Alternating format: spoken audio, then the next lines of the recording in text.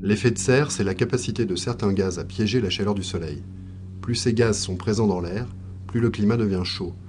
L'humanité produit des gaz à effet de serre, à commencer par le gaz carbonique, car l'industrie est fondée sur la combustion de sources d'énergie fossiles carbonées, comme le charbon, le pétrole ou le gaz naturel.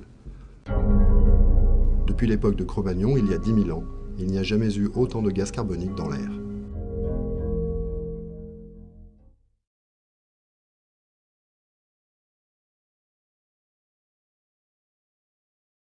Signé en 1997, le protocole de Kyoto impose aux pays industrialisés des quotas d'émissions de gaz à effet de serre.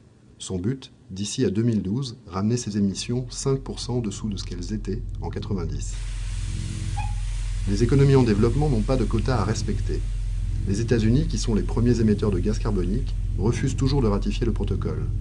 États-Unis, Chine, Inde, près de la moitié des émissions mondiales ne sont soumises à aucun quota de réduction.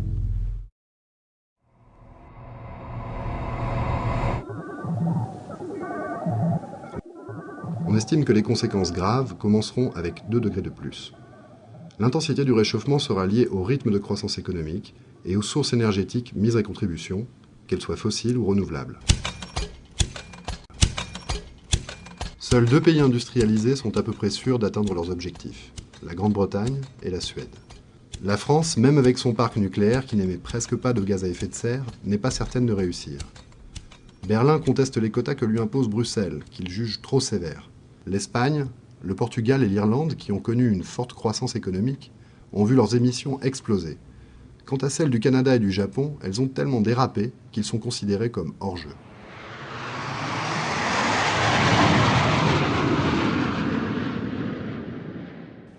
Malgré le plaidoyer de Paris et de Bruxelles, les émissions du transport aérien international ne sont pas prises en compte par le protocole de Kyoto. Pourtant, le trafic aérien explose.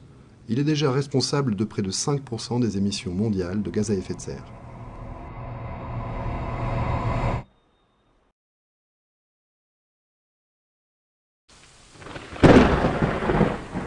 Depuis 1997, toutes les années ont battu des records absolus de température.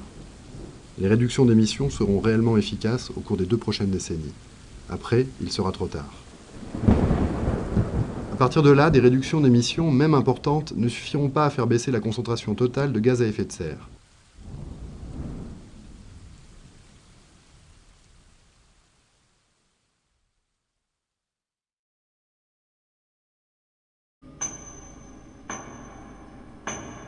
Les pays les plus riches sont aussi les plus gourmands en énergie. Ce sont eux qui émettent le plus de gaz à effet de serre. Mais le Brésil, l'Inde et surtout la Chine contribuent de plus en plus au réchauffement. Toutes les économies ne sont pas logées à la même enseigne. Il y a de grandes disparités en fonction de la nature des centrales électriques, de l'intensité de l'activité industrielle ou encore des modes de transport. Le camion et la voiture restent les premiers modes de transport. C'est dans ce domaine que les diminutions d'émissions sont les plus délicates.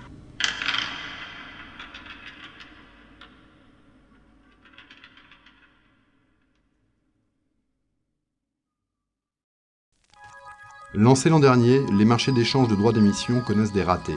Les industriels qui rejettent beaucoup de gaz carbonique achètent aux usines les plus propres le droit d'émettre plus de gaz à effet de serre.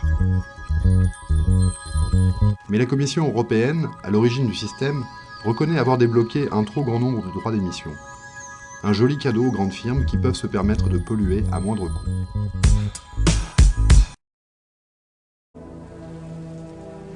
La prise de conscience du changement climatique est désormais planétaire.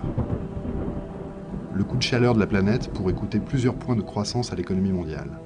La France, l'Allemagne et la Grande-Bretagne se sont engagés à réduire de 80% leurs émissions d'ici à 2050.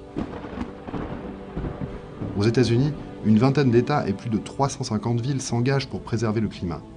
Plusieurs grands groupes américains poussent Washington à agir. La Convention de Kyoto s'achèvera en 2012.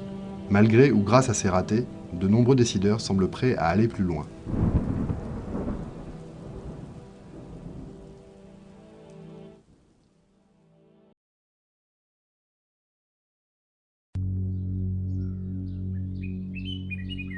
Le monde entier commence à percevoir les premiers signes du réchauffement.